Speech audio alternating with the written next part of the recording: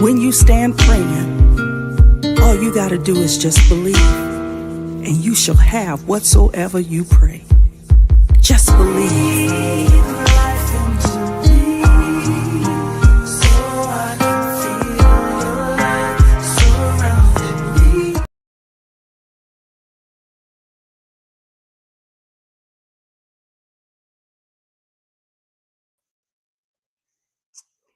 Good evening, everyone. My name is Rosalind Farrell, and I will be your host on tonight's Just Breathe podcast.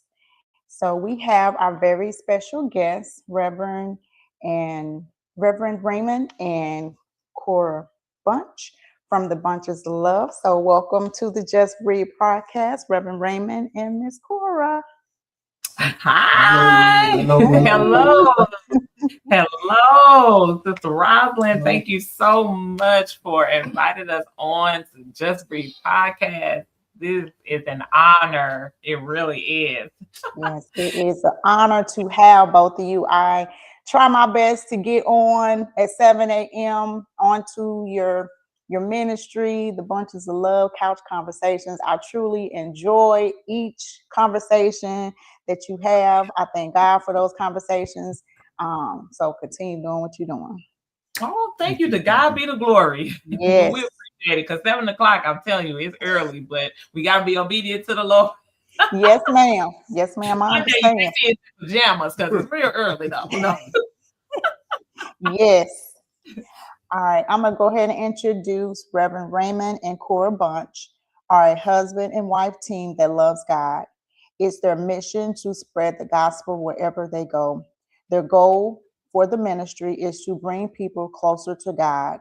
Their godly couch conversations are to inspire, encourage, uplift, bring about a new perspective for the better, and be thought-provoking.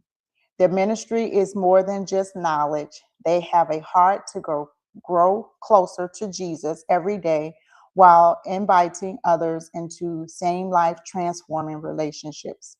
Knowing they can plant the seed is only God that can make it bloom. So thank you.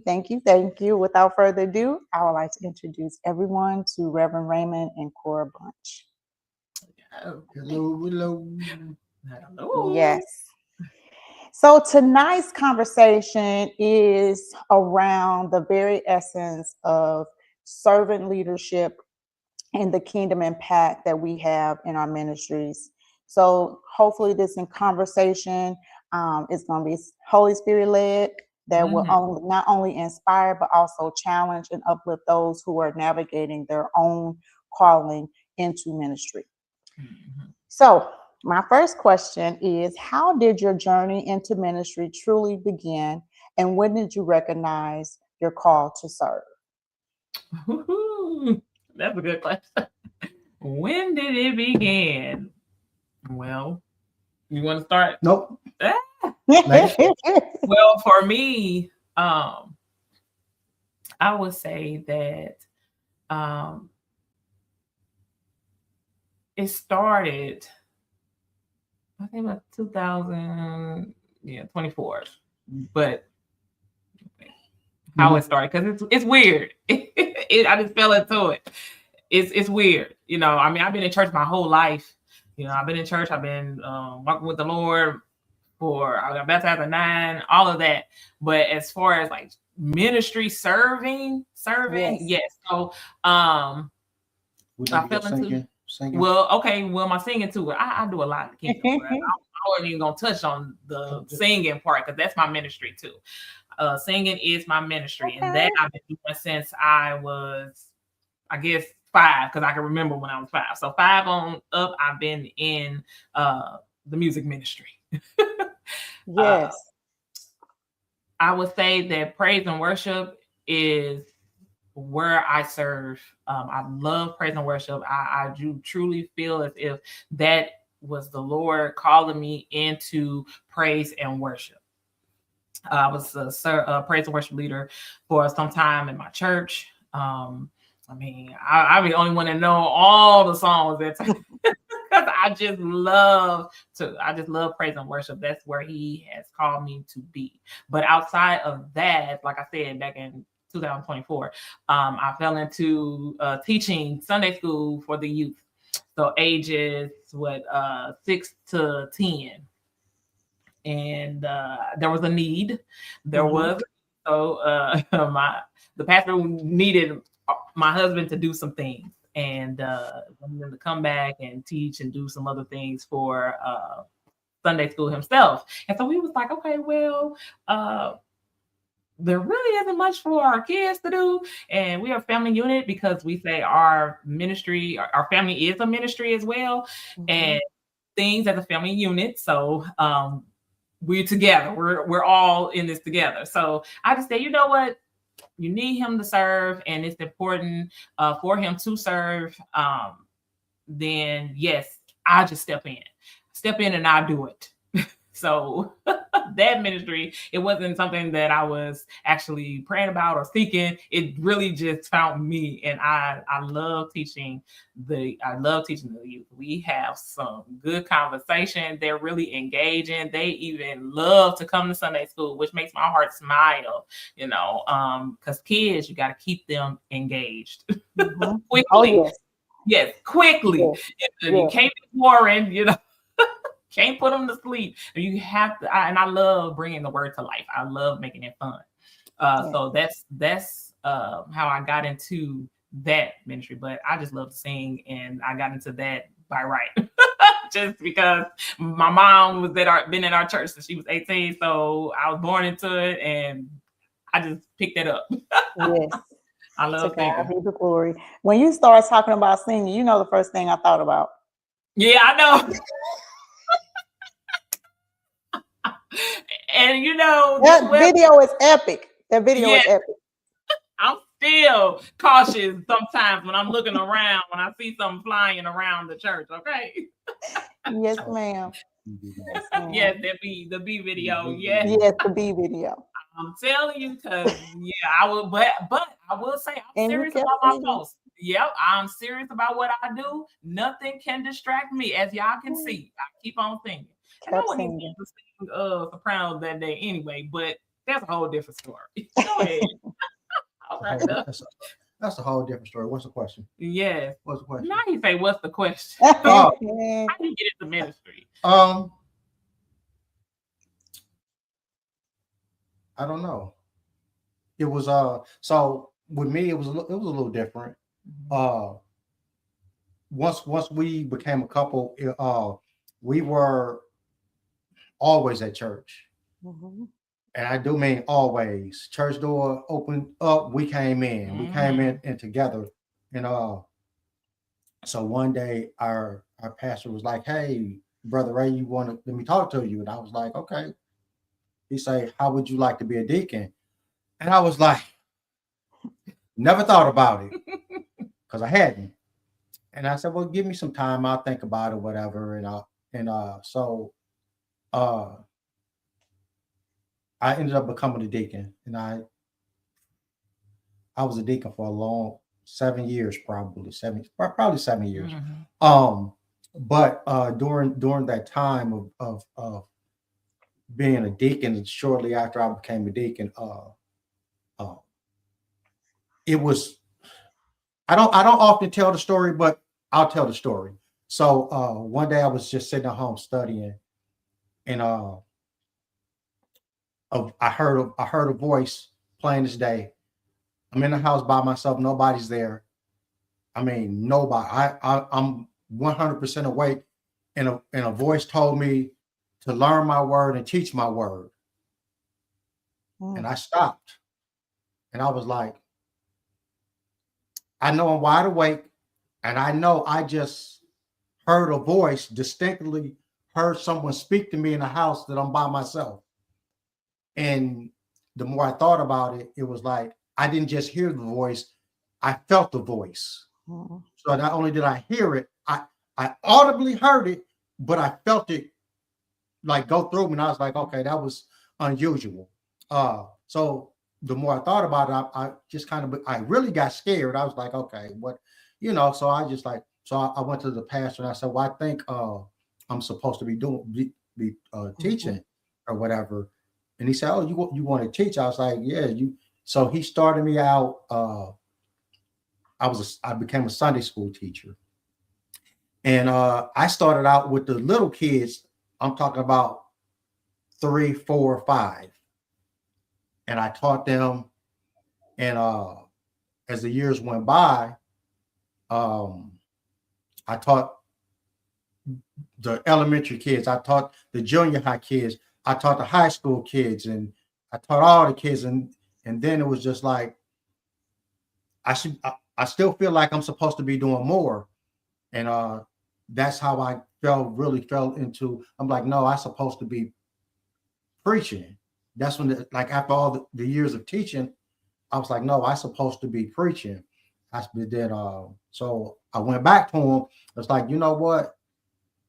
I'm doing all this right now, but that's not fulfilling me. It's not. There's more. And he said, okay. He said, well, just let me know when you think you're ready. And so I wasn't ready, but we talked about it. So about a year or two later, I actually gave my first sermon. So I spent 7 years as a deacon. Mm-hmm.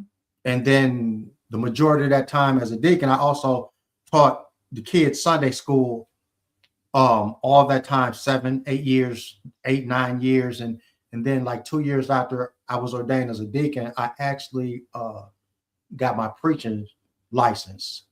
So it was definitely not planned. It was not something that, and I tell people all the time, this was not something I wanted, but I know I know for a fact that I heard a voice, and I know what the voice said. And it was like I said, I tell people, like, it was just really scary to know that you're in a house by yourself, and to know that you heard someone speak to you. And it was like, that's how it really started. So like I said, it was just from hearing the voice and saying I'm supposed to be doing something, and starting with the little kids. And the best thing about her story is what I could tell people, that she's doing the job that I used to do. Yeah. And the funny thing about it, nobody has done it between us. So, wow. So even after I was told that you're not teaching the kids anymore, you're going to teach the men, there hasn't been a Sunday school teacher for the youth since I left until she filled the post that I left. So yeah. Wow. That's what I tell her all the time. I say, no, this was meant for you to do. And I tell her all the time, you're a better teacher than I am. Oh, thank you, baby. Because I'd be like, I wish I had the techniques to teach when I was teaching that you using. So yeah. Yes. Wow. To God be the glory. 2 uniquely different walks on how you got into the ministry. But the one thing that was common is your obedience. Even though, Reverend Raymond, when you said you were scared, you did it scared, and that took faith. So to God be the glory for this ministry and your obedience. Because now look, your obedience, and look how it's blossomed. We just never know. All we got to do is just move ourselves out the way and allow God to be God, and just step out on faith and keep going. So to God be the glory. Remove ourselves. Remove it. Yes. He don't need our help. We be like trying to figure it out. And when you like you did it scared, I'm be like, by faith. Yep. Hands down. Let me just move on out the way. Because we mess it up every time. Yes. All right. In your experience, what is the difference between serving in ministry and having a true servant's heart? All right. Okay. I like that question. For me, serving in the ministry is a great thing, but there are times when it can become, or shall I say, like a duty or a routine. Sometimes you might try to do that on your own timetable. You might serve whenever you want to, or when it's convenient for you. Like you might pick a time when it's convenient because hey, I want to serve, I want to do something. So let me see how I can fit this in my schedule. But then once you start serving, because you're just serving, you might do it out of obligation, but not really having a heart for God's people, or not having a mindset that you are going to serve God's people and view them how God sees them, like treat them with love and kindness, like really knowing that you're going to be the hands and feet of Jesus, right? So when you have a true servant's heart, then you do things out of love for God, and you want to do his will. Like you have a desire actually to do his will. So you like treat others how you want to be treated. You may deem them higher than yourself, right? So when you serve with a true servant's heart, you don't need a pat on the back. You don't need no recognition, because some people do it just to get those things, right? It's nice to hear. Even I be wanting to hear, yeah, you did a good job. You know, you did good, but that's not why you should be doing it. When you have that true servant's heart, like you know that God gets the glory for every single thing that we do, all the time. So it's not like you out here be wanting to get likes from social media, all these followers and things like that. So if just you pop on to do something, you know that's your purpose for starting and doing things and wanting to connect everybody with the true vine, the source. You know, you want to build up the kingdom, and you want to you want them to actually experience the relationship with the Father, how you have, you know, the relationship with the Father. You want to experience you know, how the goodness of the Lord, you know. So yeah, that's what that's about too, you know. And if you just serve, and ask yourself these questions when you just get into serve. Like, do you love what you're doing? Actually, does it bring you joy? Is it truly, is what God really called you to do for real? Are you making a positive impact? Are you making a positive influence? Like really, how you represent God when you serve? Or you can ask yourself this too. You got to be real serious. Look yourself in the mirror and say, do I'm just doing this to look important? Or am I just doing something that's spiritual or Christ-like just to have something to say? Like, yeah, I'm an usher. Yeah, you know, I sing in the choir. Or, yeah, I'm a cleanup. Or I do this. I cut the grass for the church, you know, just to be telling people that you serve, that you're doing. What's your motives for actually serving? Because basically we can serve all day. That's our reasonable service to God. But if your heart is far from God, that's a different story. So a true servant heart for me is that you have to have a heart for the people and really do what God says to. So that's my take on that. All day. You want me to answer that? Yeah. Come on now. I'm curious to know what you're gonna say. I'm gonna say this. You can't serve without a servant's heart. You can't separate them. People try to separate them. You can't separate them, and you can't serve the people without having the heart of a servant. The reason is that there are times when you're not going to be recognized for what you do. There are times when no one's going to pat you on the back. There are times when you're going to feel not appreciated. And just what my wife was saying is that, do you keep doing it? Do you keep showing up regardless? Are you at your post? And when I say at your post, I don't mean you came 5 minutes right before it was time for you to get there. I mean, was you there a little early? Because y'all had to have a meeting. You had to prepare. You had to prep. You had to make sure we had to do this. We had to do that. So everybody's on one accord. We are all on the same wavelength. And another thing is, like my wife said, why are you doing it? I'm just going to speak for myself. So when I was a deacon, and look, listen, I make fun because we have a lot of older deacons at our church, and I still had a little bit of the devil in me, and I used to make fun of them because they used to be sitting there looking all important, and I used to be over there in the corner giggling. But when something would go wrong, since I was also the youngest one, but they would come and get me to, like I've been come for. It's a flood in the bathroom in the middle of service. There's this downstairs. We don't have no paper towels. We don't have, and even though I'm quote unquote sitting on the first row, I get up, I go sweep up, pick up trash, go outside, pick up trash, go in the bathroom, plunge out toilets, clean up, and it's like, so if I didn't have a servant's heart or the right mindset, it would have been like, do you know who I am? I'm Deacon so-and-so, such and such. Go get. So you cannot serve the people not effectively anyway. So your heart has to be in the right place. So for me, is I just don't believe that you can separate being a true servant and having a servant's heart, because they go hand in hand. You can't do the job, because a lot of times, like I said, the job, people don't thank you.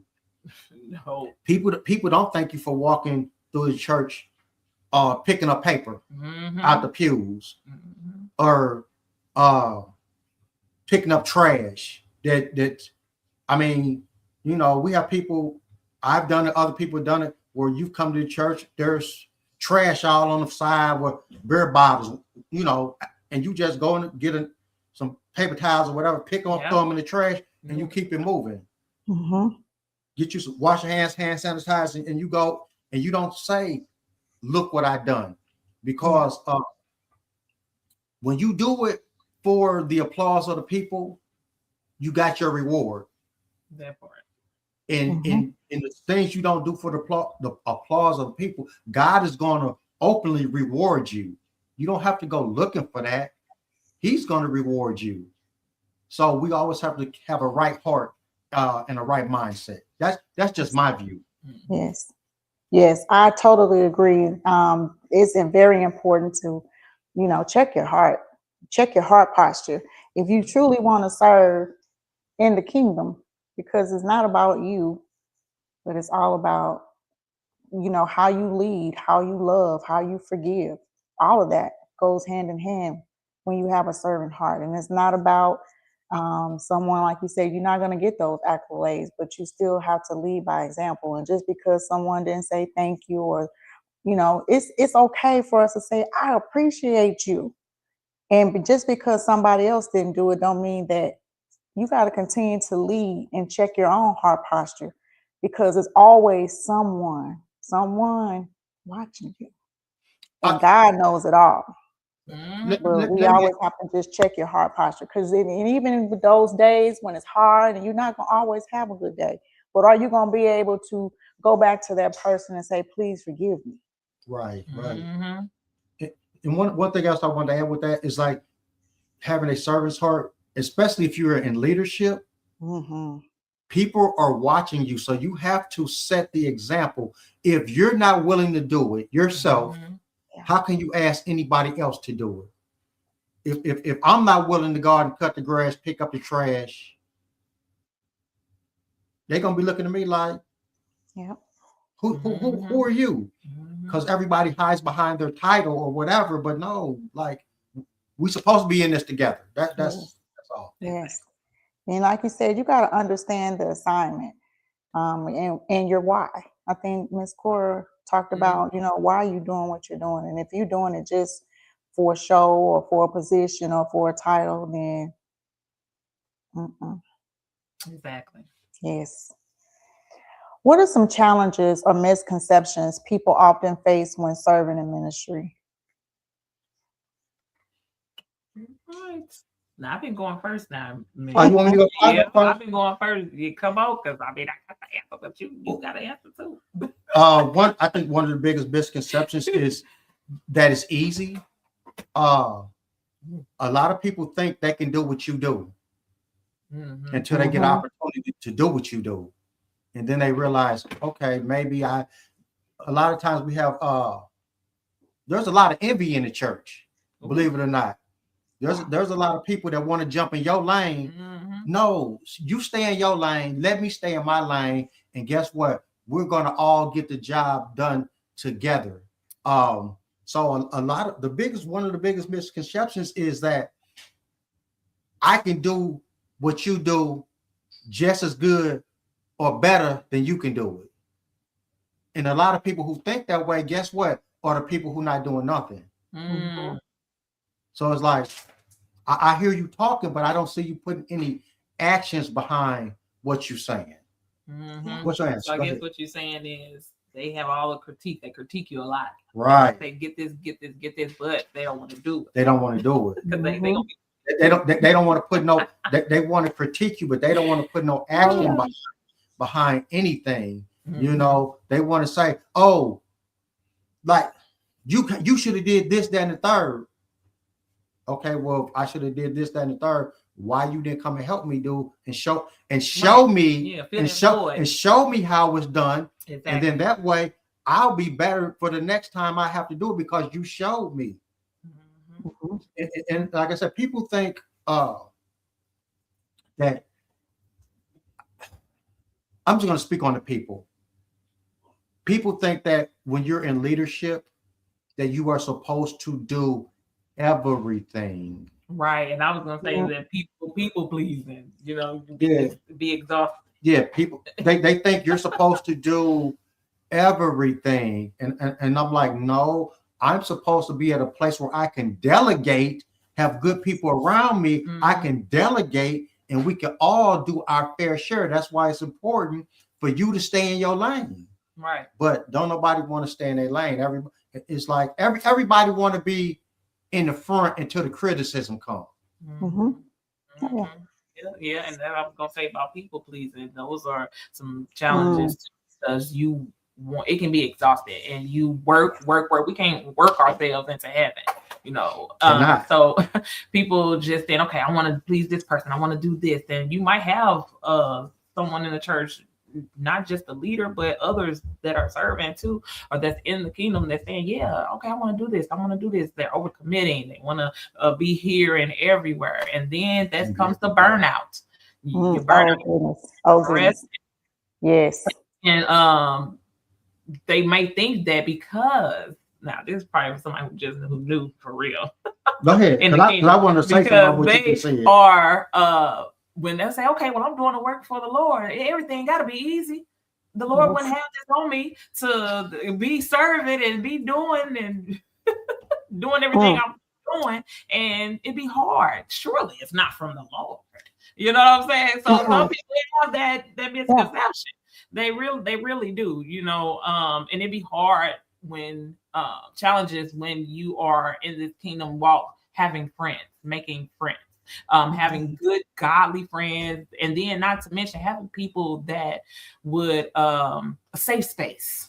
Yes. You know, you have to have that safe space, but you say who can you trust? Because some people are just with you or being around you because you have a title, a platform, or exactly what they know that you are kind-hearted, and they take the kindness for granted, or they take advantage because they know you're a giver. You know, they know that you have a heart for God's people, and you're going to meet a need when you see it because that's just who God made you to be. You know, so those are some challenges, and then sometimes you just forget the main purpose of why you are serving because the noise is so loud. Yes. Of other things, negativity, or just trying to please everybody, or just trying to work so much without resting. I mean, I was here. That's what you're saying. Oh yeah. Come on, baby. Come on. What we be doing on tag you with? Off the top rope. Love it. Hold them up so I can jump off the top rope. Hold them up so I can jump off the top rope. That is one of the biggest misconceptions. Okay, I'm just gonna say we are Baptists. And if you know anything about Baptists, you gotta press. You gotta press. You gotta keep going. No, I'm tired. I'm not getting ready to keep going. I'm going to go on sabbatical. I'm going to rest. Why? Because I need to regroup. I need to hear what God is telling me. You keep telling me to press. Why am I? No, because if I keep pressing, I'm not going to be any good to anyone. Rest is the biggest misconception for a lot of people because they feel like, no, you have to rest. Yeah, you have to take, you actually, you actually have to take time away. This is something that we've learned to do. Is sometimes there could be a lot going on, and I'll just go into our past office and say, me and my family going on sabbatical. Just like that. And he'd be looking like, when y'all coming back? We'll be back in a month or so. We'll be back. Yeah, and for me, that was scary, because I don't know if I had FOMO or what, or just like, or God gonna be okay with that? But God took me to some scriptures where he went to secluded places to steal away. He even told his disciples, hey, come on with me, go to a private place that you can rest, and you can, pray and, do those things. So it wasn't wrong, but I felt as if it was wrong, because I was one of those people who kept going. That song, No, I'm Not Tired Yet. I'm tired. Been running with Jesus so long. I'm not tired yet. Some of those things you be like, but it's okay. I didn't believe that it was okay to rest, and I felt like I was letting the kingdom down because I needed to step back and rest. But it's okay to do those. It's okay to do those things. And at first I felt guilty for saying that I needed rest, but I wasn't effective. I wasn't really doing my best. Going through the motions. Exactly. I was just doing it out of obligation, not because that's what the Lord was telling me to do it, because I wanted to do it, or really remembering, like I said earlier, remembering why I was doing what I was doing. So he really, talked me into all of those things. But I follow him as he follows Christ, and it has been good. Okay. Amen. Yeah. Yes. So that's when the two of you were talking, we talk about the challenges and the misconceptions of ministry. People, right? It's not that God doesn't make it easy, but people, their attitudes, their judgment, for whatever reason, is people, right? So some of the things that you talked about, creating a safe space, you got to be able to trust, you got to be able to correct with respect. Now, you can't be talking to people crazy. All of that goes into having a true servant heart, and how we treat people, how you respect people, how you correct people, how you lead people, all of that. And it's not easy, but if we trust God and follow his blueprint instead of depending on people, because people are going to be people, right? They're going to let you down. They're going to disappoint you. They're going to do all of those things. So the challenges are going to come. But we just, got to follow the blueprint, make sure that it's Holy Spirit led, and we're doing what God is telling us to do. Because like you said, you will get to that burnout. You will get to feel like, you losing yourself in the why. Why are you truly in ministry? Because of people that are wearing you out, and you tugging like, should I be doing this? Should I not? All of that. So it's just, even the emotional maturity part of it. You just got to be mature and just in your faith, and know, like you said earlier, just understanding your why are you doing what you're doing. Yes, and that you're grounded. All right. So my next question is, how do you remain grounded and aligned with God's purpose, especially during difficult seasons? Well, I know for me, I have to not put my feelings on my sleeves, because it's not about my feelings when I'm walking in this walk with Christ. Yes, he gave us feelings. Yes, our feelings matter to God, but there are some times where I just feel like, man, this is hard. I don't want to do this. I just want to lay in my bed and just have a tantrum or cry, or just be like, I'm through being a child of the king, right? But I have to tell myself it's not about me, and there is some beautiful benefits to being a daughter of the king, and I literally I've made space in my closet, and I have my little bench. No, you said it right. You made you. I did. You made you. You said it right. I did. I made me, and I go in and I pray. Prayer is necessary. Prayer Yes. is a lifeline. And I know that because I can be vulnerable to God. I don't like being vulnerable to nobody and saying, oh yeah, I'm this going on with me, this going on with me. Absolutely not. Yeah. I get in there and I can rest with him. Yes. I can really lay everything down to him and lay it all out. Mm-hmm. And that keeps me grounded. That Yes. gives me strength. That gives me a boost. Like that hug from the Father when I'm going through, when I'm overthinking or I'm troubled and anxious about any and everything. I just have to remember that he is with me and I cannot get in the driver's seat. Mm-hmm. I have to. You be trying. I do be trying. You have to bust me out here now. Don't be busting me out. I'm sitting here with the Reverend. He busts me out all the time. You can't live with a Reverend and think you finna get away with anything. God got eyes, and so does the Reverend. Okay. Yes. But that really does. That keeps me grounded. I have to be recharged. I have to be refilled, and I just need to have a sense to know. All right, you need your cup to be filled. Like Yes. this times, and you got to remember God's track record. He didn't help so many times. He didn't been with me so many times and conquered a lot of things for me. Like I had the victory. So I just have to stay grounded by reciting his word, bringing his word back to him, talking, just talking to him. Because he knows me. Yes. I'll be overthinking and be like worried about stuff that I shouldn't even be worried about. You know? Absolutely. So that keeps me grounded. Yes. For me, it's a little different. I remember, and what I mean by that is, I remember where I was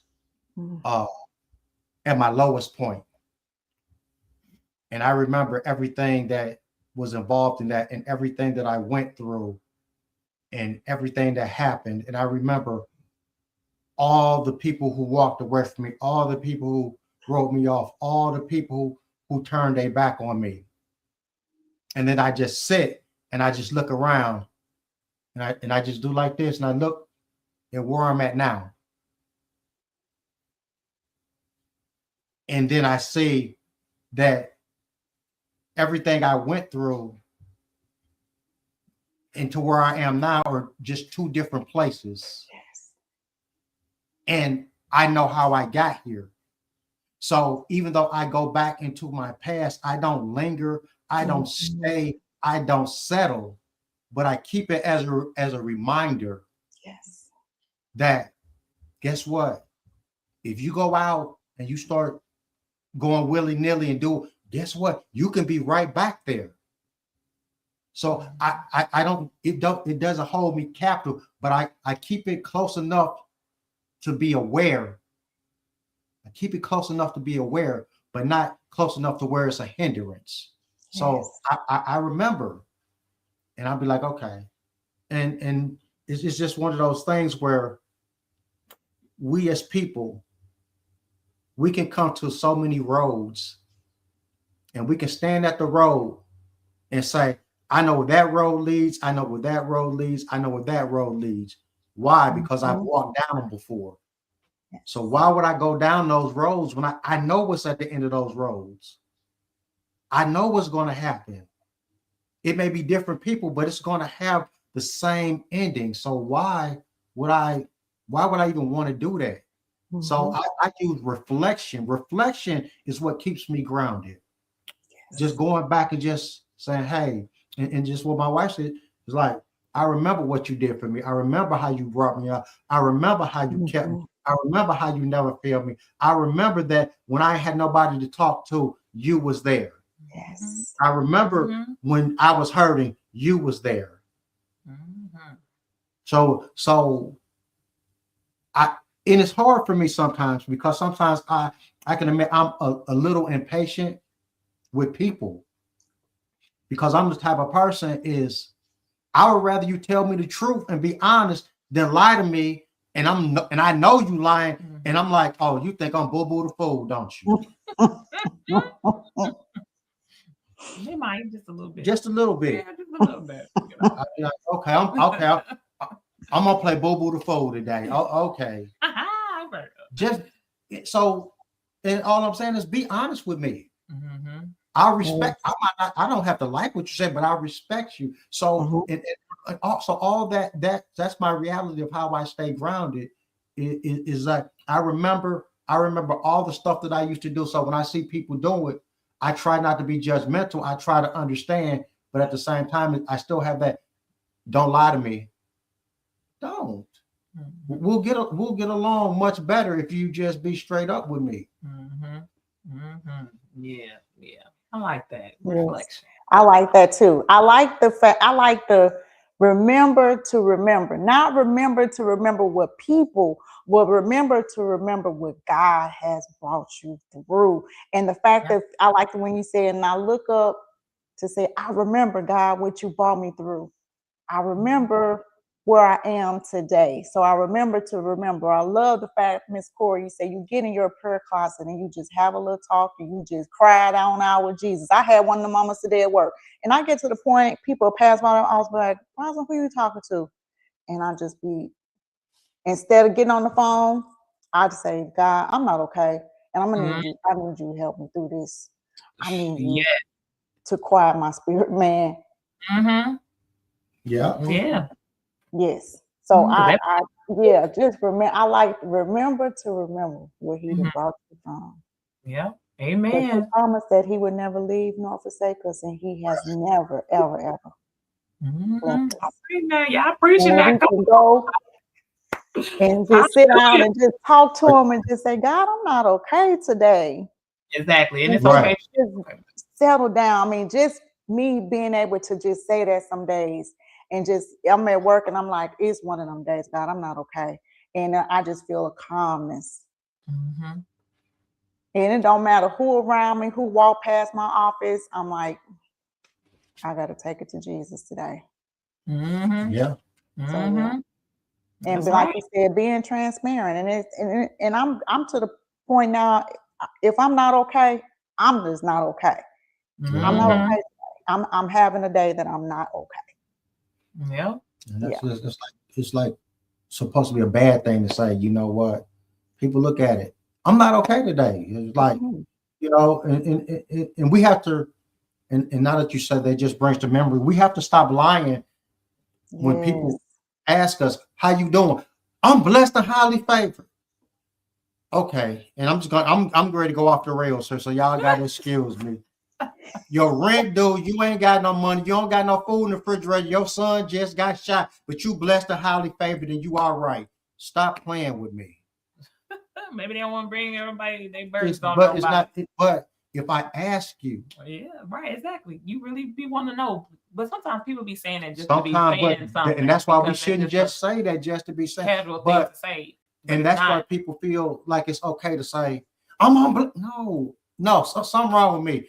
So I'm gonna start telling people something wrong with me. Let's sit down and have a conversation. Man, you gonna mess up people up. Then they're gonna be like, oh, I didn't mean it. Yeah, but why is that? Why? Let's talk about that. Why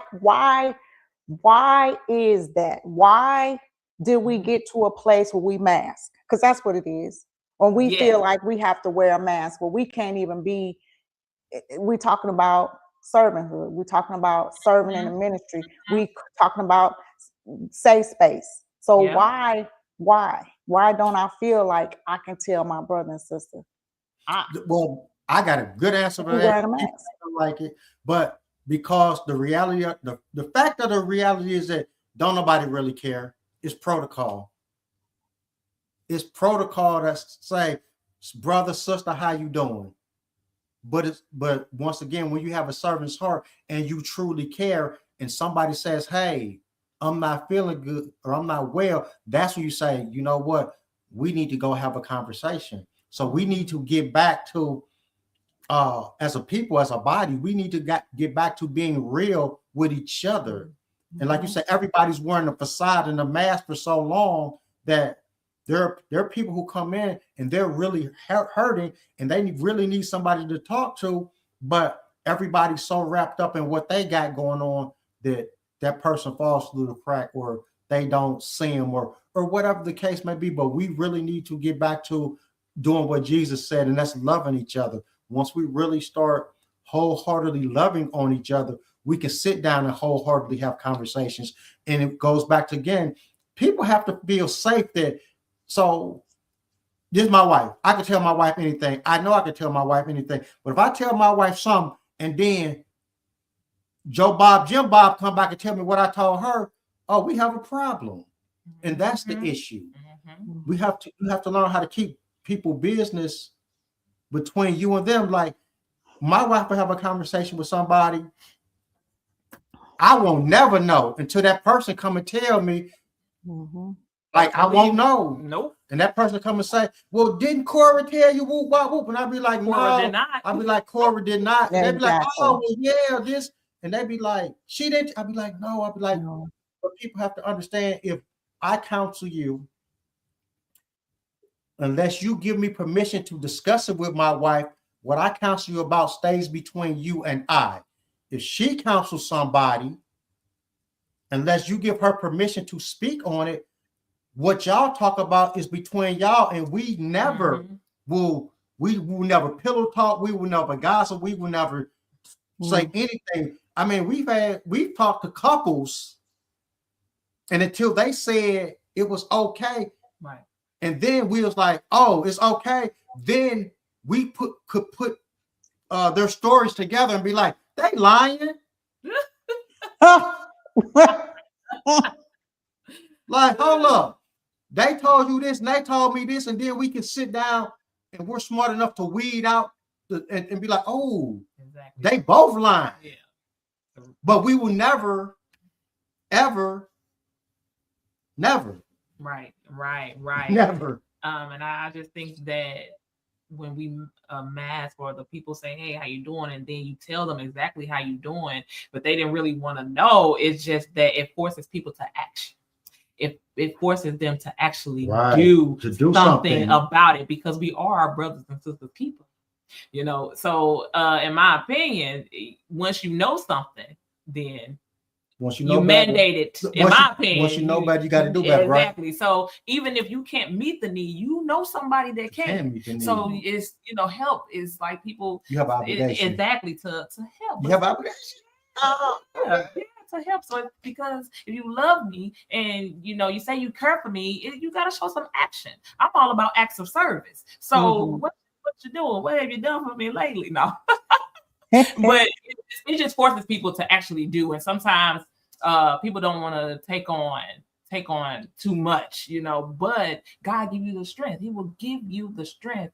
You just gotta listen to how He's going to actually do it, so you can help someone else. They won't have to be a burden on you or anything like that, but you're meeting the need because God opened up the opportunity for you to minister to them. So we missing our opportunities to minister and show love and show how show ourselves like what through Christ. Yeah, because you know Christ through in us people to help. Basically, that's what I'm trying to say. What you trying to say in a nutshell, girl? Yeah.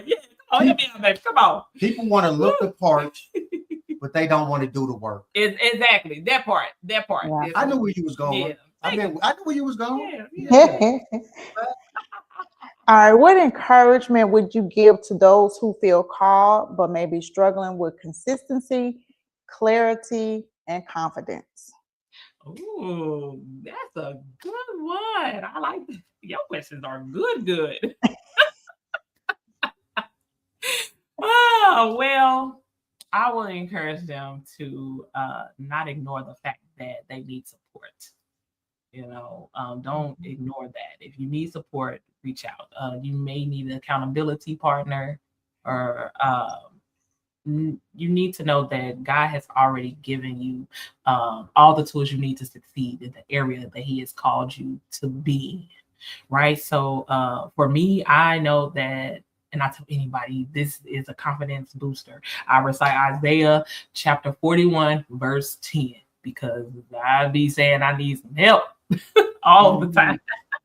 Do not fear, for I am with you. Do not be afraid, for I am God. I will strengthen you. I will uphold you with my righteous right hand. So with that, just encourage them to know that just hold on to God's hand and changing hand. Just it's okay to say, man, I'm not consistent, but I'm trying and I'm praying for consistency. I'm praying for discipline and really know that you're doing your best. You know, God is not requiring you for perfection, but I mean excellence, yes. But at the same time, if you never say, God, I need support, God, I need help, or you never, really reaching out or coming together with like-minded people that may be doing what you're doing or that are Hold it down for a couple minutes. Okay. That doing what you want to do, and that are that's been around doing it for a long time, then you might miss out on something good. You might miss out on something great, where God wants you to be. Because I know for me, there's a lot of things that I always say, I can't do this because I'm looking at others. I'm looking at what they may have. I'm looking at what they're doing, and I lose focus. I don't have no blinders on anymore for what the Lord is telling me to do. So my encouragement is just to don't ignore that you need support. Don't really really perfect your gift, and really be serious about it, and don't lose hope. Keep the faith. Like it's gonna come. Don't rush it. Microwave mentality on want to get it now, want to be at there now. So what? You maybe had 2 speaking engagements. Okay, what's the preparation season? The preparation on where he wants to take you. Pretty soon, you'll have thousands of speaking engagements. But ask God, what do you want me to know and learn in this season? Why that it's not happening how I think, because at the same time it's not what you think. God's ways is not our ways. So you have to embrace where he has you in, what season he has you in, the moments that he has you in, because it's a lesson in everything. So that's my encouragement. I would say that pray about it, of course. The easiest thing is to get into something that you like or that you may enjoy. If you don't enjoy it, you're not going to be committed to it. So get in an auxiliary or do something that you actually enjoy. Maybe something that you're gifted in, that you have a talent for. Because when you have a talent for something, to do something, or you have an ability to do something, that makes it easier. That actually helps you to actually want to do it. But definitely pray about it. Don't get discouraged because you may not have the success that you wanted. A lot of times we do things and we don't see immediate success, and we stop. Yeah. So we have to keep going and trust in him, especially if it's something that you know that you can do. Okay. I'll take this. I'm not a singer. I would love to be a singer, but if I was a singer and I had the same background, guess what? I'm gonna enjoy singing background, and I'm gonna put everything I have into my background vocals, into my harmonies, into my pitches, into my keys, into what I'm doing. So guess what? One day when they do say, "Hey, we got your lead, we got a song for you to lead," I've done all my preparation. I've done all my work. Now I'm ready to step into that. So we always have to remember it's all about God. We have to put him first, and we have to go to him, because sometimes, listen, this is one of the biggest things, that we may be anointed to do something, but just because we're anointed to do it don't mean we're appointed to do it. Right. And people mess that up. I'm anointed to. Okay, you may be, but God didn't appoint you to do that. He didn't appoint you to teach this day. He appointed you to teach this day. Why you worried about? He didn't. You not the head usher, okay? You on the health unit. So wherever he have you, do it to his glory, not to yours. And I promise you, he will reward you. So one day at a time, one step at a time, put him first and see how many doors he opens. Amen. Amen. Amen. Pray about it. And as Miss Cora said, why? Because it's necessary. Pray about it. Period. Yeah, exactly. You never go wrong with that. Yep. You just got to listen. Won't be in So thank you for this authentic, transparent, and impactful conversation on tonight. I have truly enjoyed our conversation on the essence of servant leadership. So I'm going to give you an opportunity to tell everyone that's listening on tonight how we can tune in to your couch conversations, any ministry that you have, how someone can get in contact with you, anything that you would like to share at this time. All right. Well, tune in on Saturday, Central Standard Time. Saturday, what time? Saturday, 7 a.m. 7 p.m.? No, 7 a.m. 7 a.m. Listen. Be quiet and let you do it. Rewind. No, kidding, y'all. It is. This is how we is. So you coming to the couch on Saturdays at 7 a.m. This is what we do. This is what we do. We are on Facebook and we are on YouTube. You can look for the Bunches of Love on both platforms. And we would love to have you. If you have any questions, you need prayer, if you have some topics that you want us to discuss, you can reach out our email, thebunchesoflove@gmail.com. We'll gladly read them and put them in rotation. Yes, love it. What she said. Love it. Reverend Raymond, you got anything you want to add? You know what? I'm gonna be good. No. All right. Well, thank you to the Bunches of Love. I do want to give a shout out to the Wisdom Room podcast. I'm wearing his t-shirt that he blessed me with. I got it on yesterday. I told him, I said, I'm wearing my t-shirt tonight on the podcast. So Brandon Crump, he also hosts a podcast called the Wisdom Room Podcast Sundays at 6 p.m. or 7, but you can follow him on Facebook. Also, he's also on YouTube. Yep, 7 p.m. Is it 7 p.m. Eastern Standard? And so it's 6 p.m. Central Standard Time. Okay, thank you for that. He's also on YouTube and he's also on Facebook, but I want to give him a shout out because I'm wearing this t-shirt tonight. So thank you, Brandon, for blessing me with my t-shirt. I love it. And my mug. I love both of them. So thank you again for blessing me. I appreciate you. If anyone inspires to be my very special guest on the Just Breathe podcast, please reach out to me at whatisyourdetour@gmail.com. I would love to have you as my special guest. Remember, joy, our weeping may endure for a night, but joy will come in the morning. And remember to just breathe. Yes, thank you for joining us, everyone. Good night. Good night.